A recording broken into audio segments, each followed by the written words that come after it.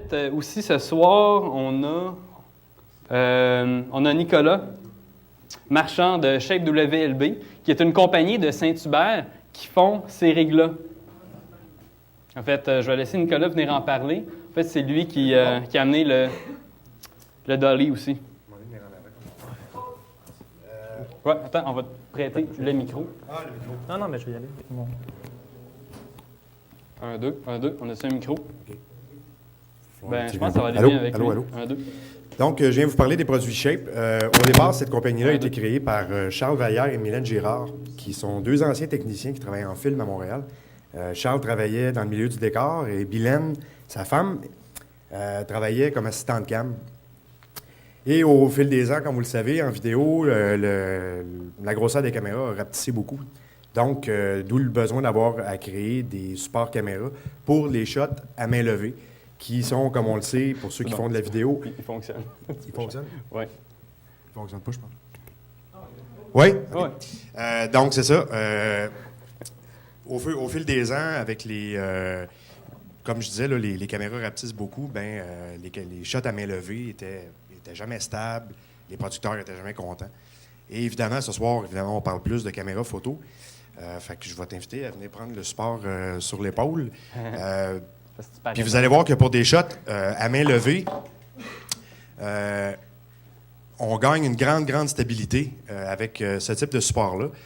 Comme Mathieu l'expliquait, pour pouvoir voir derrière la caméra directement dans le viseur, il faut avoir à décentrer la caméra.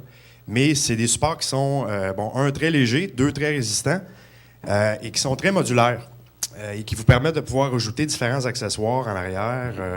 Ici, par exemple, le Shape Box qu'on appelle. Pour du vidéo, évidemment, on pourrait rajouter un récepteur sans fil. Ça vient aussi avec des pads vidéo arrière pour des batteries Antenbauer. Les poignées sont très modulaires. Donc, en tirant ou en poussant sur les poignées, on peut facilement changer les angles des poignées. Pour ceux qui travaillent plus en photo, vous allez peut-être vous demander ce que c'est ces deux petites rods-là en avant. Mais c'est des rods de Madbox. Madbox qui est finalement un peu comme un porte-filtre qui est utilisé plus en vidéo. Mais comme maintenant, en photo, on peut faire de la vidéo, on peut pouvoir installer différents accessoires. Je vais te demander de changer de... Et de pouvoir travailler avec le petit bras que vous voyez ici, qui fait qu'une fois appuyé sur la ceinture, ça vient aussi avec une ceinture. Où est-ce que la ceinture est ici? Donc, une ceinture à velcro qu'on peut mettre autour de la table. Et il y a des trous spécialement faits pour pouvoir appuyer la base dans la ceinture. On peut pratiquement, je vais le barrer, lâcher la caméra et pouvoir faire des super beaux travelling avec les nouvelles caméras photo qui, malgré le rolling shutter, je ne repartirai pas un débat, mais nous permettent de pouvoir faire des shots là, qui sont vraiment intéressantes à ce niveau-là. Ce petit bras-là peut aussi être utilisé pour ceux qui veulent pouvoir ajouter des accessoires. Fait que si tu es capable de la base en plastique, et vous allez pouvoir le voir en avant tantôt quand vous allez venir. Standard 750, pour ceux qui savent, en 750, c'est un standard pour les accessoires vidéo qui nous permet de pouvoir ajouter, par exemple, des petites lumières, des fretzos, même un microphone. Et comme je le disais, c'est modulaire, donc on peut pouvoir rajouter des accessoires dépendamment de nos besoins. Fait que vous allez pouvoir venir tantôt, je vous invite à venir les essayer en avant. Et vous allez voir que pour ce genre de projet-là, si vous avez des tournages ou vous avez à vous déplacer, c'est très pratique et très confortable. Un des grands avantages qu'aucune autre des rigs a, puis ça paraît niaiseux, mais c'est vraiment des plus pratiques, c'est quand vous avez fini de l'utiliser, il n'y a pas de danger que la caméra... Là, vous pouvez le déposer. Vous pouvez la déposer sur une table sur le sol, tandis que toutes les autres, à chaque fois qu'on les dépose, ils sont comme penchés sur le côté dans un angle un peu douteux. Là.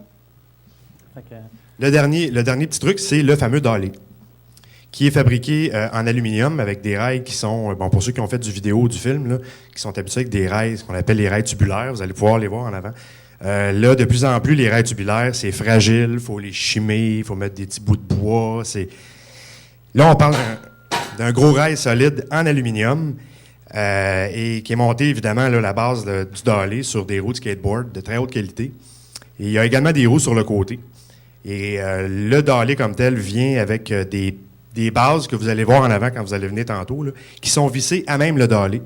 Ce qui fait que, si tu venez tirer ou pousser, je peux monter sur le dolly, puis comme sur un plateau film avec un machinot, me faire pousser, puis de pouvoir faire des beaux pans, des beaux tilts, et ou pouvoir le contrôler moi-même à l'extérieur du dolly. Donc, on a des panneaux, si je ne me trompe pas, c'est des sections de 6, de 8 et de 10 pieds qui s'enclenchent très facilement et qui font qu'on peut avoir un déplacement super smooth. Le dolly comme tel est disponible en location. Est-il disponible en location chez Lozo? Je suis pas sûr, hein? Oui, non, peut-être. Je sais qu'il est en display chez Lozo et les produits dont je vous parlais tantôt, bien évidemment, sont disponibles en location dans certaines compagnies de location à Montréal. Merci. Ben merci Nicolas. C'est quoi ces des modèles? questions? Excusez, ouais. Ces modèles-là, c'est quoi? C'est les sumo, c'est Oui, ça? ça, c'est le sumo. Là, j'ai pas parlé des noms des modèles, là, parce que, bon, vous êtes loin, vous verrez pas vraiment les différences. Mais chaque modèle a vraiment ses particularités. Les modèles viennent... ils ont un nom pour chaque modèle. Donc, on parle du Sumo 2, qui vient avec le bras, et le Sumo 2 Pro, qui vient avec un adaptateur en avant ici, pour une rig de Matchbox, là, si on veut. Celui-là ici, c'est le Red Mammoth, qui lui aussi a le Red Mammoth 2 Pro. Sa principale particularité, c'est la slot qui est en avant ici, qui nous permet de pouvoir déplacer l'appareil beaucoup plus en avant ou beaucoup plus en arrière, dépendamment si on est presbyte ou myope. On a un autre modèle qui est ici, qui s'appelle le Spider, qui lui est un modèle un petit peu plus bas, qui est, en fait, lui est principalement designé pour des caméras vidéo, style un peu ce qu'on a vu tantôt, la EX3. Donc, la caméra étant plus haute, le body, comme il descend un petit peu plus bas, ça fait en sorte que le viseur, on l'a vraiment devant l'œil. Monsieur avait une question? Oui, super facilement. C'est parce que là, comme j'ai un micro à main, je ne peux pas bouger super bien avec, mais je vous dirais que ça se met facilement dans un sac à dos. Ça se démonte en 3 ou 4 morceaux. Et une fois remonté, c'est un, très solide, et deux, quand même relativement léger. On l'a même fait le test, là, on parlait de la Red tantôt, là, qui est absolument impossible à utiliser pour ceux qui l'ont fait là, à l'épaule. Il n'y a personne vraiment... Moi, je suis cadreur et DOP en télé. Et les gens sont encore réticents à utiliser ça pour ceux qui travaillent en vidéo, parce que si on n'a pas de trépied, si on n'a pas de dolly, la Red, on l'oublie parce que c'est pas faisable. Mais la semaine passée, on s'est pointé chez Département Caméra. Et je l'ai monté sur le Red Mammoth ici, où on a la 5D. Et malgré le fait que ça soit une caméra qui est très pesante, avec notre fameux petit bras qu'il y a ici, j'étais quand même capable de faire des shots à l'épaule. Je l'avais appuyé dans ma ceinture. C'est vrai que ça reste pesant, mais pour ceux qui ont fait du 35, des shots à l'épaule, on ne fait jamais d'entrevue de 20 minutes. C'est tout le temps des shots relativement rapides. Puis on peut facilement redéposer la caméra tantôt, comme on l'a démontré.